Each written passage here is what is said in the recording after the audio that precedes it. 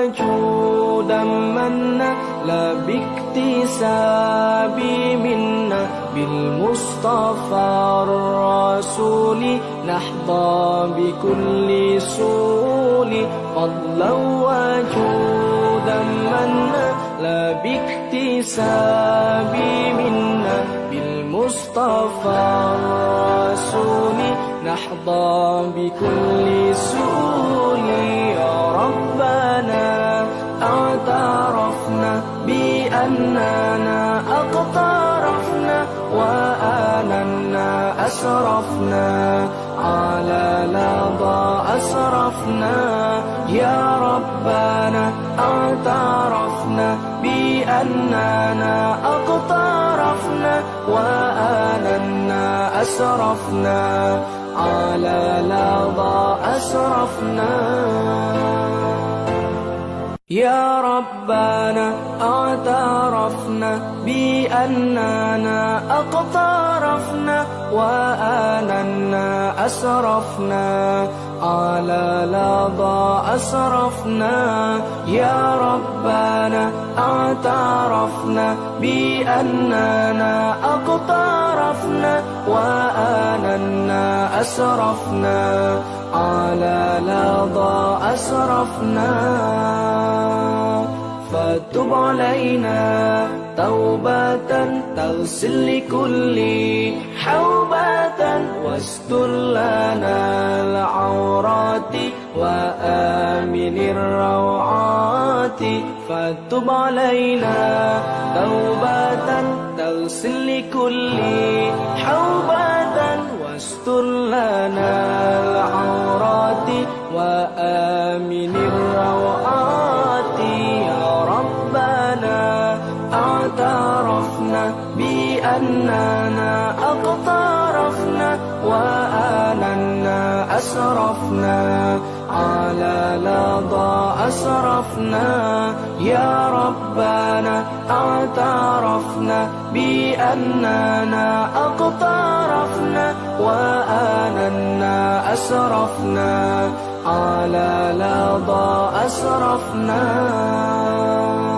واغفر لوالدينا ربي ومولودينا والآل والإخوان وسائر الخلان واغفر لوالدينا ربي ومولودينا والآل والإخوان وسائر الخلان يا ربنا اعترفنا بأننا اقترفنا وآننا أسرفنا على لظى أسرفنا يا ربنا اعترفنا بأننا اقترفنا وآننا أسرفنا على لظى أسرفنا فضلا وجودا منا لا باكتساب منا بالمصطفى الرسول نحظى بكل سول فضلا وجودا منا لا باكتساب منا بالمصطفى الرسول نحظى بكل سول يا ربنا اعترفنا بأننا اقترفنا وآننا أسرفنا على لظى أسرفنا يا ربنا اعترفنا بأننا اقترفنا وآننا أسرفنا على لظى أسرفنا يا ربنا اعترفنا بأننا اقترفنا وآننا أسرفنا على لظى أسرفنا يا ربنا اعترفنا بأننا اقترفنا وآننا أسرفنا على لظى أسرفنا فتب علينا توبة تغسل لكل حوبة واستر لنا العورات وآمن الروعات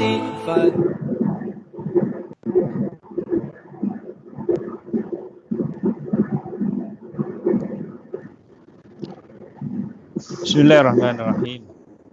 Alhamdulillahirabbil alamin wassalatu wassalamu ala asyrafil anbiya'i wal mursalin sayyidina wa maulana Muhammad wa ala alihi washabihi ajmain. Rabbi shrah li sadri wa yassir li amri wahlul 'uqdatam min lisani yafqahu qawli, amma ba'du. Assalamualaikum warahmatullahi wabarakatuh. Selamat Hari Raya pada tuan-tuan, perempuan, saudara-saudari yang menonton dalam program Tazkir Jumaat pada pagi. Dalam kita melayari kehidupan, kita tidak boleh lari dari firman Allah Ta'ala dalam surah Al-Qasas ayat 77 yang berbunyi a'udzubillahi minasyaitonirrajim wabtaghi fima ataakallahu daral akhirah wa la tansa nasibaka minad dunya. Allah menyatakan bahawa kehidupan dunia ini dia kena cari. Wabtaghi fima ataakallahu darul akhirah, dan juga kehidupan dunia dan akhirat pun kena cari. Akhirat kena cari, dunia kena cari. Tetapi prioriti atau keutamaan kita ialah mencari kehidupan akhirat. Dalam masa yang sama juga kita mencari kehidupan dunia. Kenapa kita perlu mendahului akhirat?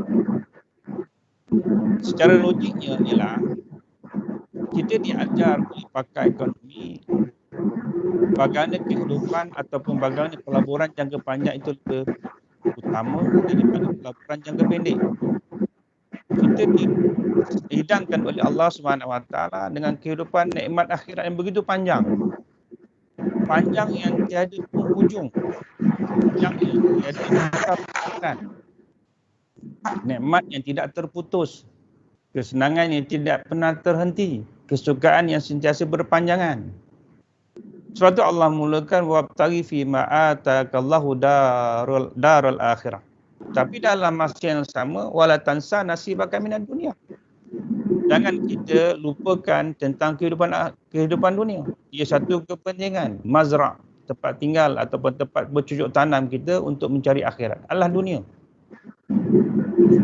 Orang yang gagal mencari kehidupan dunia dalam masa yang sama gagal mencari kehidupan akhirat, orang ini orang yang rugi. Orang yang gagal mencari kehidupan akhirat dengan mendapat kehidupan dunia semata-mata juga orang yang rugi. Orang yang gagal dalam kedua-dua perkara adalah orang yang terlalu rugi. Orang yang berjaya adalah orang yang mendapat kedua-duanya atau mendapat akhirat. Sebab itu dalam hadis Nabi SAW menyatakan tentang keutamaan kehidupan berkualitas. Ada 5 kriteria yang ditetapkan oleh Nabi SAW yang perlu kita cari, kita perkemaskan. Yang pertama ialah tentang usia ataupun usia. Bagaimana kita menghargai usia. Dalam Islam, usia yang paling penting adalah usia muda. Sebab itu kita dalam agama ada struktur. Usia lahir, maka diakikahkan. Sehingga sampai bila? Sampai 10 usia. Dan Nabi ajar kita tentang akikah pula. Bila boleh akikah? Bermula bila? Sebaik-baiknya selepas usia 7 hari. Ibu bapa melahirkan tanda syukur kepada Allah Taala sebab diberikan zuriat.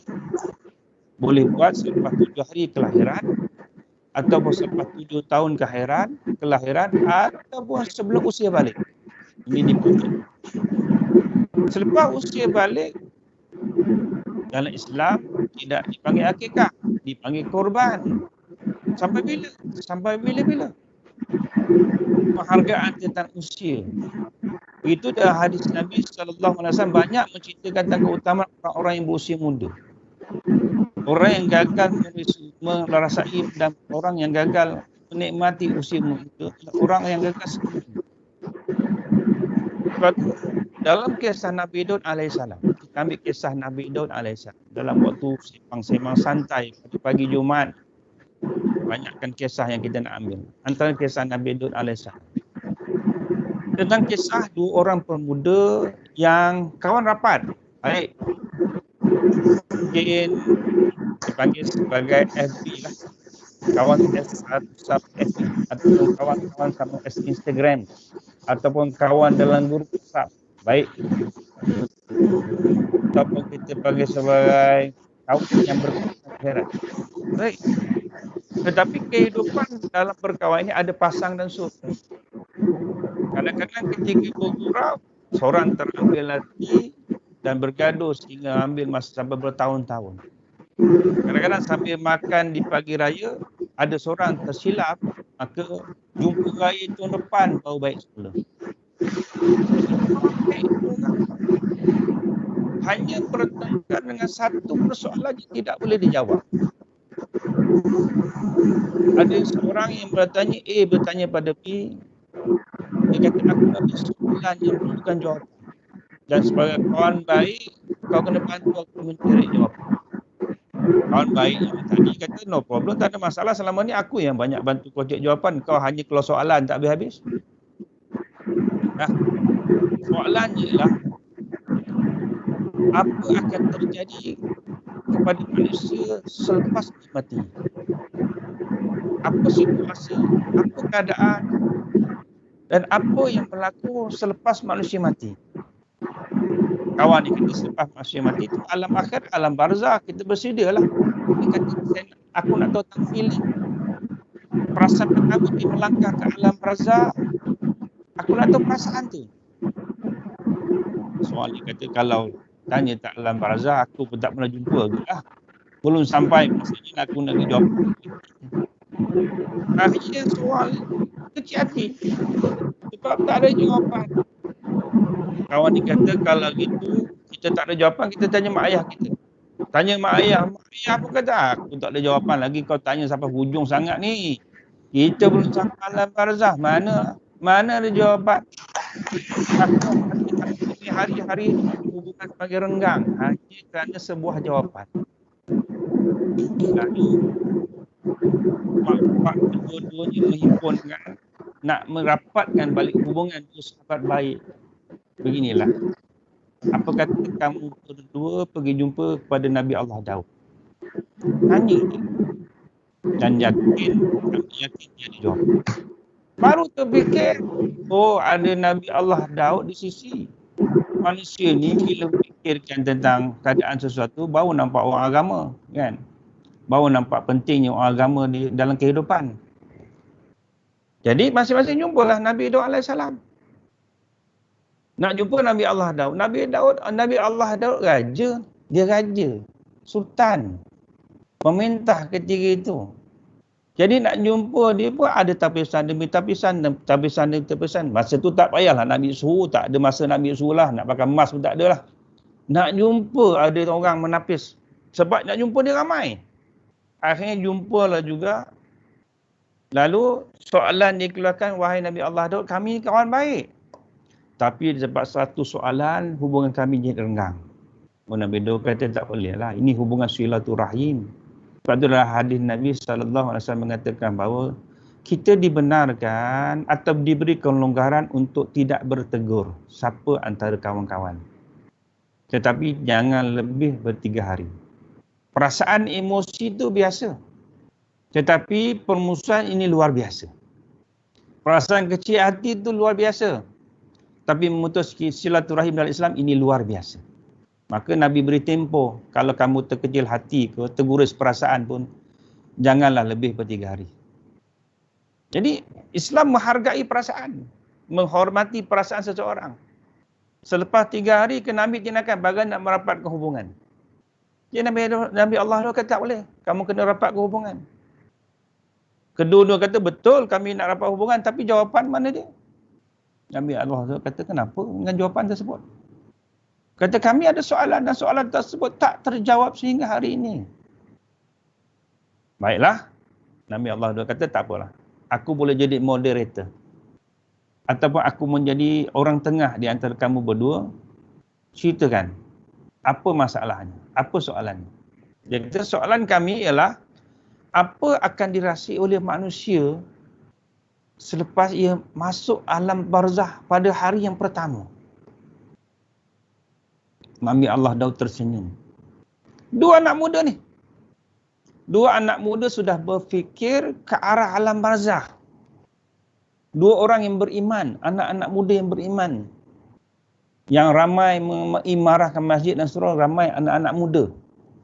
Yang ramai menghadiri kuliah-kuliah agama, ramai anak-anak muda. Dia anak muda ketika bertanya pada soalan ini kepada Nabi Daud AS, dihargai soalan tersebut. Tetapi nak memahamkan anak muda pada suatu perkara jawapan yang belum sampai lagi, iaitu ke alam barzah, susah. Nak bercerita senang, tapi nak menyampaikan, nak memahamkan susah. Tapi seorang Nabi dan Rasul seperti Nabi Allah Daud AS, Allah berikan sifat sedik, amanah, tabligh, fatanah. Sedik berkata benar dalam apa sekalipun keadaan.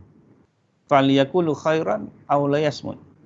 Hendaklah kamu berkata baik, berkata benar, ataupun kamu tak ada apa nak kata, diamlah. Amanah, jaga amanah. Jaga tanggungjawab. Tabligh, menyampaikan. Fatanah, cerdik. Kecerdikan, kebijaksanaan. Nabi Allah Daud kata gini, besok kamu berdua bertemu dengan aku di satu persimpangan jalan. Sambil membawa dua guni, setiap seorang buat satu guni. Masing-masing ada seorang, jadi dua gabung jadi dua guni. Kosong, tidak diisi. Jumpa hari esok pada waktu sekian-sekian. Anak muda ni tertanya, ya wahai Nabi Allah Daud, apa tujuan tersebut? Kami nakkan jawapan. Jawapan hanya dalam bentuk cerita. Ceritakanlah, kami boleh faham. Nabi Allah kata tak boleh. Sebab cerita tentang alam barzah ni dengan bercerita tak sampai. Kamu ada bentuk praktikal, baru kamu nampak. Yang penting besok jumpa sekian, di tempat sekian, membawa barang-barang yang aku arahkan. Kalau kamu datang, makna kamu bersedia nak cek jawapan. Kamu gagal hadir, maka soalan kamu hanya tinggal agak-agak ataupun angan-angan sahaja. Baiklah. Besok waktu ditetapkan, Nabi Allah Daud sudah bersedia berada di tempat tersebut. Anak muda yang nak dapat jawapan pun telah bersedia di tempat tersebut. Masing-masing kata, wahai Nabi Allah Daud, kami datang sebagaimana yang dijanjikan. Kami bawa peralatan yang diarahkan. Apa arahan yang patut kami terima? Nabi Allah Daud kata, bagi aku cek dulu. Tengok dalam tu kosong tak kosong. Dia masing-masing terfikir, orang yang tak bijaksana terfikir apa tujuan? Apa tujuan? Nak cari jawapan tak alam barzah, tapi duk fikir kena buat guni. Apakah guni ni perlu dibawa ke alam barzah? Dan pastikan pula guni ni kosong. Pelik. Soalan tak susah, tapi pelik. Nabi Allah Daud seorang yang bijaksana, faham kepelikan yang dirasai oleh kedua pemuda. Anak muda, semua nak bergerak pantas, nak jawapan pantas. Kalau boleh makan pantas, semua nak pantas. Nabi Allah kata sabar. Sekarang ni aku dah pastikan kedua-dua kamu membawa guni yang aku arahkan dan kedua-dua telah disahihkan kosong. Tapi ada tindakan selepas ini. Baiklah. Kamu kamu pergi jalan ke sebelah barat. Kamu pergi jalan sebelah timur. Kamu aku arahkan kutip batu sebanyak-banyaknya. Bila dah penuh, jumpa di sini. Lagi pening. Ya apa kita alam akhirat, alam barzah nak buat batu. Dah lah buat guni. Soalan masih belum terjawab. Sungut batu pula ni. Ni BBKL ke MPKJ ke apa benda ni? Apa nak buat batu ni? Allah Nabi Allah Daud. Nak ambil batu buat apa? ke alam akhirat, ke alam barzakh tak perlu bawa batu. Nabi Allah Daud kata, ikut saja. Kamu nak jawapan. Dan tak semestinya jawapan hanya dengan perkataan, tapi dia perlukan perbuatan. Baiklah. Nabi Allah Daud pesan, sehingga guni ni penuh, datang jumpa di sini. Yang kedua pula, kalau guni tak penuh, kami berat ataupun kami penat, boleh tak kami balik? Boleh. Tapi tidak boleh diberi peluang kedua. Jadi bergeraklah kedua-dua bergerak. Masing-masing arah timur seorang, barat seorang. Dan tertanya-tanya apa benda lah yang nak disuruh ni. Dan apa benda yang nak dibuat. Menyesal pula tanya ni. Menyesal betul. Kalau dulu sembang-sembang kedai kopi saja saya tak timbul masalah ni. Orang perhati ni. Orang sedang perhati dua-dua perbuatan. Daripada tak ada apa-apa, kena pungut batu pula. Bawalah guni. Tapi ni arahan dah sudah perjanjian nakkan jawapan. Menyesal tetap menyesal, tapi buat tetap buat. Bergerak. Yang si A bergerak ke arah timur, B bergerak ke arah barat bergerak. Sambil-sambil pungut batu. Yang si A pungutlah batu. Satu batu. Batu kecil-kecil dia pungut. Dia kata kalau aku pilih batu berat, letih aku macam ni. Bodoh rasa kerja aku ni. Akhirnya dia pilih batu yang kecil-kecil. Masuk. Setiap kali jumpa batu, petik, masuk. Dan setiap kali jumpa orang akan tanya, oi buat apa tu? Orang memang sentiasa bertanya walaupun dah tahu jawapan. Ke kebun ke kak? Yalah, kau tengok aku buat cangkul, ingat ke kubur. Yang seorang lagi, masak ke? Yalah, ni nak depan kuali ni, takkan aku berenang pula dalam ni. Orang selalu tanya, tapi yalah, pertanyaan tersebut kadang-kadang memerlukan jawapan. Berilah jawapan, kadang-kadang tak ikhlas. Tanya, ya, pungut batu. Apa kerja pula pungut batu? Tak ada jawapan. Pungutlah. Tak ada, saya saja. Pungut batu, pungut banyak-banyak, makin banyak. Nak patah balik, syarat yang diberi sehingga penuh. Atau sehingga tak berkeupayaan. Tapi pungut batu kecil, apa nak buat? Jauh perjalanan, banyaklah batu yang perlu diisi. Sebab masih larat diangkat. Yang seorang lagi pergi pula. Jenis pemalas. Pergi tengok. Aku kalau pungut batu ni, letih betul ni. Kerja tak pernah buat orang ni lah pungut batu tepi jalan ni. Tapi dipaksa buat. Tak pasal-pasal. Menyesal. Akhirnya, dia berfikir juga. Kalau aku pungut batu memang banyak. Nak tunggu penuh ni. Oi, sampai ke malam belum tentu lagi ni. Bagaimana kalau aku pungut batu yang satu tapi besar. Yang sekadar aku larat. Jadi dipungutlah batu. Satu batu je. Putih batu je. Putih batu. Bawa. Sebagai batu. Kemudian. Dia rasa fed up aku. Balik lah. Akhirnya dia balik dulu. Jumpa Nabi Allah AS. Nabi Allah AS kata cepat sangat balik. Dia kata pungut batu. Dan kedua syarat kedua kalau tak larat balik. Sekarang saya tak larat ni lah. Yang ni saja saya dapat. Nabi Allah tengok seketul batu. Besar lah ni. Ni besar ni. Orang muda. Besar ni je ke? Tak larat? Ini pun dah kira okey lah. Kenapa okey? Sebab tak larat bukan kerana tak larat angkat batu. Tak larat kerana nak jawab pertanyaan orang ramai yang sebab dia kutip batu. Orang nak tanya dia, kutip batu. Macam orang duduk hospital. Setiap kali orang ziarah, tanya, sakit apa? Tu seorang. Dah makan ubat belum? Dah makan belum? Soalan hampir serupa. Kalau 50 orang tanya, dengan soalan yang serupa, tak makin sakit kawan tu? Makin sakit kawan tu. Lama dia kata, tak apalah. Aku burn CD, kau beli, kau bawa kat kaunter, ambil. Keluar soalan, ada jawapan sekali. Sebab tu Nabi SAW kata, kalau pergi jumpa orang sakit, ziarah orang sakit, jangan banyak bercakap. Banyakkan berdoa untuk dia. Kalau banyak bercakap, lagi tambah sakit. Jadi bila sampai saja, dia kata takat tu je saya mampu. Sebab saya tak mampulah menanggung malu yang amat sangat. Wahai Nabi Allah Daud. Tunggu seorang lagi, tak datang-datang. Mana pergi seorang lagi? Jangan tu balik ke rumah tak datang ni. Senyap dia, tak ada dengan cerita. Nabi Allah Daud kata kita tunggu. Tunggu sambil tak bersembang tu, datanglah akhirnya hampir lewat petang datang. Dapat banyak tak? Banyak jugalah. Tapi batu halus-halus. Batu halus-halus. Kemudian pula tak sampai penuh pun. Dia pergi melepak banyak. Sembang, jalan, sembang, melepak.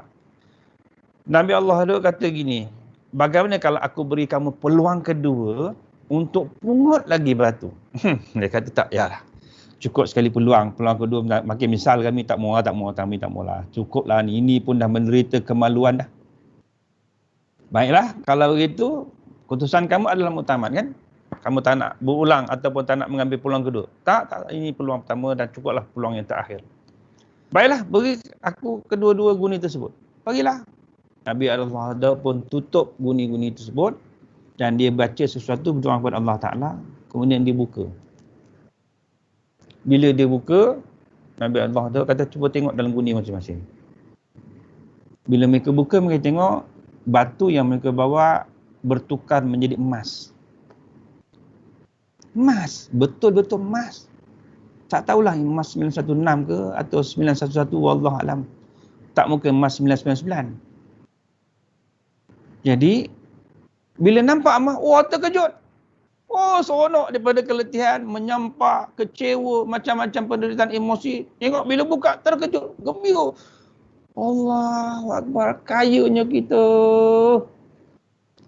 Lalu timbul perasaan tamak, nafsu datang. Wahai Nabi Allah Daud, kalau kami kutip batu lagi boleh tak? Tak sangka batu ni jadi emas. Kalau kami tahu, banyak lagi kami kutip. Tak balik-baliklah pagi ni lah. Mungkin lusa balik. Tak cukup lagi, beli lagi guni lain. Tambah lagi, serah. Heret lah. Kalau tak cukup lagi, bawa lori. Nabi Allah kata tak boleh. Dia kata takkan tak boleh. Tolong orang jadi kaya kan satu kebaikan. Tak. Aku dah beri kamu peluang tadi. Dia kata peluang tu kami tahu, tapi kami tak tahu apa tujuan akhirnya. Sekarang kami dah tahu. Kami nak diberi peluang. Nabi Daud kata tak boleh. Cukuplah tu. Nabi Daud tanya, sekarang apa perasaan kamu bila tahu batu yang kamu bawa itu bertukar jadi emas dan kamu tak dibenarkan untuk kutip sekali lagi? Kedua-dua mendapat satu jawapan yang sama. Tak berubah, sama. Kami menyesal kerana tak kutip batu yang banyak. Kalau kami tahulah, nasihat kami kutip sebanyak-banyaknya mungkin.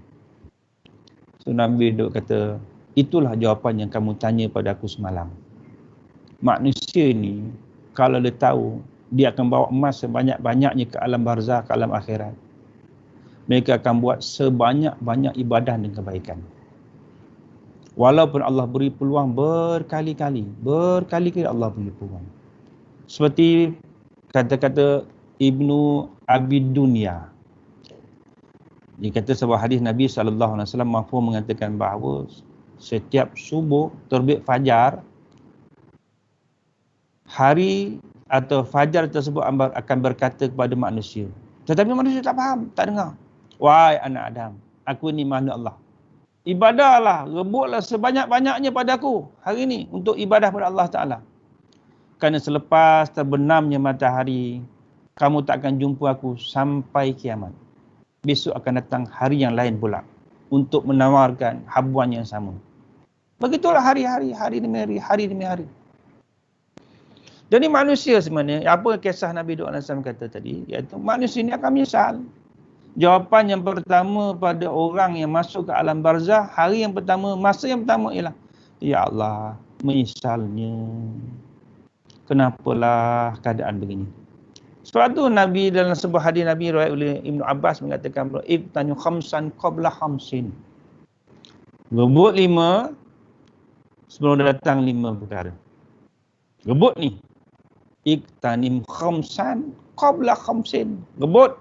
Nabi kata rebut. Rebut ni kalau kita bayangkan rebut macam rebut makanan. Orang kelaparan rebut makanan. Bayangkan tolak, pijak. Adik-adik sendiri pun dipijaknya. Dia senggungnya, rebut. Rebut maknanya tak kira siapalah. Aku tak kira, aku langgar sungguh-sungguh. Yang penting aku dapat. Ni rebut. Kalau datang, saya saja datang, itu bukan rebut. Itu saya ziarah, tak rebut apa. Ni berebut sungguh. Kita tengok macam satu kedai ataupun satu promosi tudung kan, ataupun ada syarikat handphone kan, Apple ke keluaran terbaru ke, Samsung keluaran terbaru, ataupun pertandingan bola sepak, orang berebut beli tiket, orang berebut nak masuk, orang berebut naik pelanggan pertama, sampai beratus bersusun, bermalam pun ada, itu rebut. Tapi datang saya saja je, dah ada, tak ada, sudah, itu bukan rebut. Tapi kita rebut 5 perkara sebelum datang lagi, 5 perkara. Rebut pertama, usia muda, usia. Sebelum datang, waktu tua. Rebut sihat. Sebelum datang, waktu sakit. 3, rebut tentang kekayaan. Sebelum datang, kemiskinan. 4, rebut tentang waktu. Dalam keadaan lapang. Sebelum datang, waktu sesak, waktu sibuk. Yang kelima, rebut masa hidup sebelum sampai waktu mati. Ini nama bersyukur kalau kita rebut. Sebab tu dalam Al-Quran, Allah mengulangi perkataan puji-pujian kepada Allah Ta'ala sebanyak 38 kali. Dalam Al-Quran. 38 kali Allah suruh kita puji Allah Ta'ala. Allah sebut dalam Quran 38 kali. Ayat yang berulang. Daripada mula Al-Fatihah dah sebut Alhamdulillahi Rabbil Alamin. Segala puji bagi Allah, Tuhan, seluruh alam. Habisnya alam punya Allah punya. Nak rebut ni, nak tanda syukur. Ada satu kisah lagi. Ni kisah. Menarik kisah ni. Ada seorang tua di negara Arab. Usianya sekitar 80-an. Usia tua 80. Sihat walafiat. Dan anak-anak cucu pun rasa banggalah. Ataupun bapa sihat. Alhamdulillah. Usia 80 sihat lagi. Tapi satu hari dia dikejutkan dengan berita kesakitan. Dia kena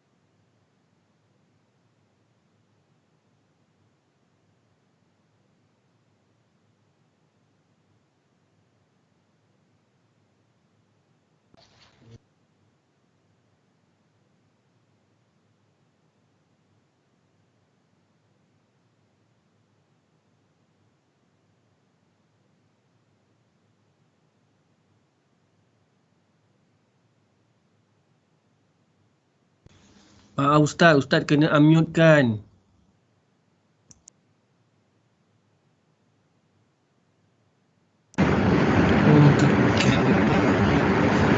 Okey.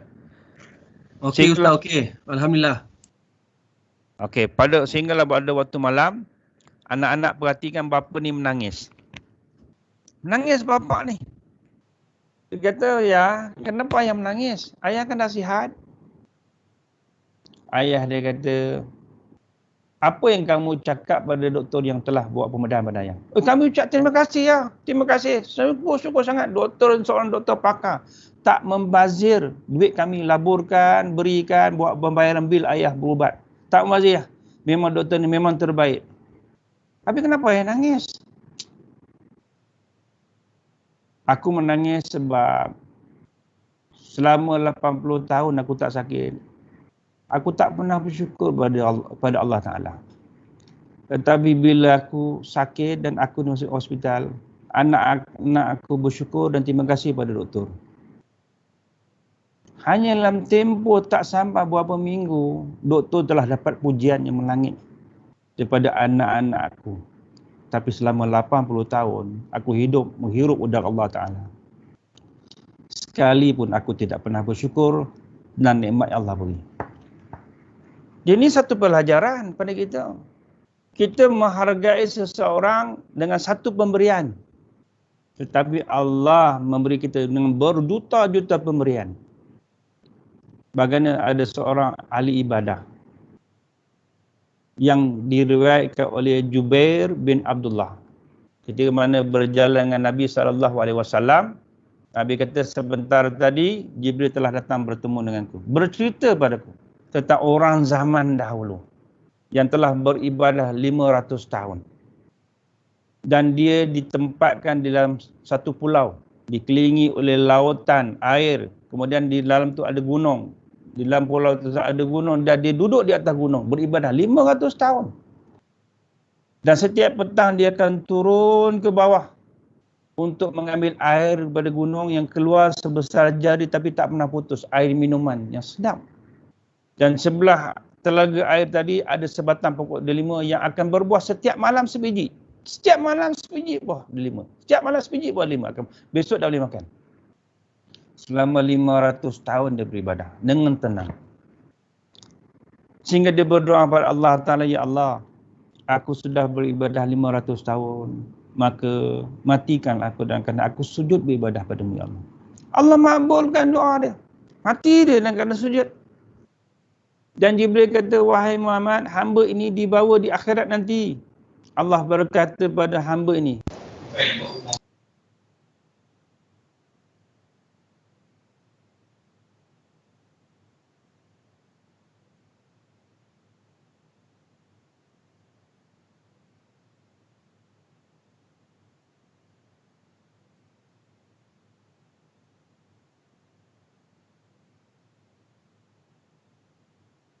ibadah saya bukan dengan kasihnya Allah Ta'ala.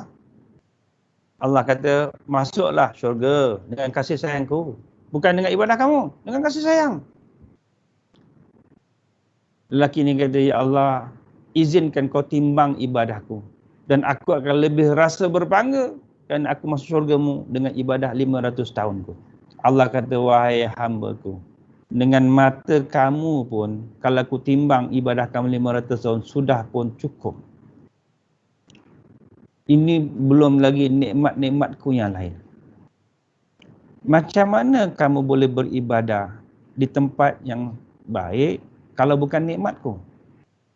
Bagaimana keadaan kamu kalau aku tahan air selama 500 tahun, sedangkan air tersebut keluar dikelilingi oleh lautan yang rasanya masin. Bagaimana buah delima yang boleh berbuah setiap malam sebiji buah dan besok hari kau telah boleh memakannya. Bagaimana tentang nikmat-nikmatku yang lain? Sebab tu nikmat-nikmatku terlalu banyak. Maka syurga itu hanya untuk nikmat dan kasih sayangku. Ibadah ini tanda ketaatan kamu kepadaku. Ini kasih sayang Allah Subhanahu Wa Taala. Sebab tu Ibnu Qayyim menyatakan bahawa sekiranya Allah buka hijab, Allah tunjukkan bagaimana Allah mentadbir manusia, terkejut manusia. Bagaimana sekiranya Allah buka hijab, kita akan nampak Allah mengasihi kita lebih pada kita mengasihi diri kita sendiri. Allah inginkan kebaikan pada kita lebih pada apa yang kita inginkan untuk diri kita sendiri. Sekiranya manusia nampak tentang hijab tersebut, nescaya satu hari pun manusia tidak akan lupa pada Allah Ta'ala. Jadi inilah kata kehidupan yang berkualiti. Kehidupan yang berkualiti ialah kehidupan yang meraihkan kelima-lima perkara tadi. Meraihkan tentang usia. Saya, Datuk Mat dan penonton-penonton yang ada yang telah berusia 40 tahun ke atas, dia anggap telah berusia. Bukan lagi usia muda, dah usia emas. Belum lagi tentang bab lain. Orang muda, janji banyak tenaga orang muda. Sihat, harta, waktu dan kehidupan. Ini kena rebut. Allah uji kita dengan penyakit COVID-19. Ada hikmah sebalik tu. Mungkin selama ni isteri duduk bising dengan suami, tak pernah lekat kat rumah. Kali ni lekat sampai tak nak keluar-keluar. Selama ini kemungkinan anak-anak nak makan sepinggan atau sedulang atau semeja dengan ayah tak ada. Semeja dengan mak tak ada. Makan dengan bibi. Makan dengan ayah mungkin hari raya je. Hari ni hari-hari makan kacang pun sama-sama. Makan kacang sama-sama, makan kuci sama-sama. Sama-sama dah. Anak-anak kata alhamdulillah. Nikmat. Allah beri hikmah yang berbeza-beza, yang baik. Musibah cuma satu, tapi nikmatnya banyak. Ramai-ramai atau rata-rata saya tanya, alhamdulillah Ustaz, jimat banyaklah ni. Kalau tidak kerja nak shopping tak habis-habis. Jimat banyak alhamdulillah. Beli pun sekadar mana yang ada alhamdulillah. Raya kali ni pun nampaknya tak sesak dengan jam lah. Seronok lah. Kalau tidak beraya 2 hari. Tapi sesak sampai 2-3 atau 12 jam, 14 jam. Woy. Kita nampak. Ni hikmah yang Allah beri. Ada yang masa pandemik ni lah dah mula boleh baca Quran. Dah mula boleh ikrar. Dah mula ada berubah sifat. Dah mula bertudung. Dah mula cek sejadah. Dah mula semayang. Jadi ini hikmah. Allah kata ini kehidupan. Kehidupan ada turun dan naik. Maka kualiti kehidupan lah dalam 5 elemen tadi. Jadi kesimpulan para penonton yang diraikan dikasihi Allah Ta'ala. Kesempatan ada ketika dia tidak berulang. Kita telah melalui Ramadan. Tak sangka kan dalam kehidupan kita meraihkan Ramadan, meraihkan hari raya dalam keadaan seperti ini. Tapi ini hikmah yang Allah beri. Kita pandang positif apa yang Allah beri. Sebab Allah, Nabi kata, bersangka baiklah dengan Allah Ta'ala. Tanpa sangka baik Allah Ta'ala, kita akan jadi manusia yang tidak beruntung. Wal as innal insana bihus illal ladzina amanu wa amilus solihat wa tawassaw bil haqq wa tawassaw bis sabr. Ayat yang selalu kita baca. Hari ini bapa menjadi imam solat tarawih. Anak rasa bersyukur. Sedap bacaan ayat pun bagus. Syahdu doa dia. Anak-anak pula ada yang di Bilal tarawih. Bagus, sejuk, perut mangkau mengandung engkau. Alhamdulillah, bersangka baik. Nampak ada anak yang jadi Bilal tarawih. Isteri pula bagus jadi makmum yang terbaik. Jadi ini hikmah yang Allah beri. Jadi cukup sekadar inilah yang dapat disampaikan, dapat kita berkongsi maklumat, berkongsi nasihat. Mudah-mudahan Allah memberkati kehidupan kita, Allah berikan kita kesihatan, Allah memberikan kita nikmat kesyukuran. Dan kita kena bersyukur kepada Allah Ta'ala sebaik-baiknya. Jadi sekarang ini, Assalamualaikum warahmatullahi wabarakatuh.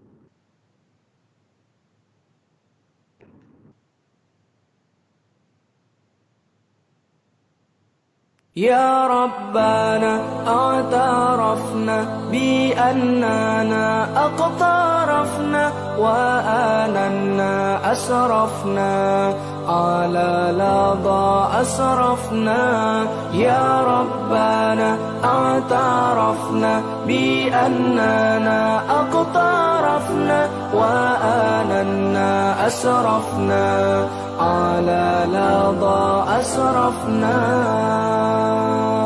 فتب علينا توبة تغسل لكل حوبة واستر لنا العورات وآمن الروعات فتب علينا توبة تغسل لكل حوبة واستر لنا العورات وآمن الروعات يا ربنا اعترفنا بأننا اقترفنا وآلنا أسرفنا على لظى أسرفنا يا ربنا اعترفنا بأننا اقترفنا وآلنا أسرفنا على لظى أسرفنا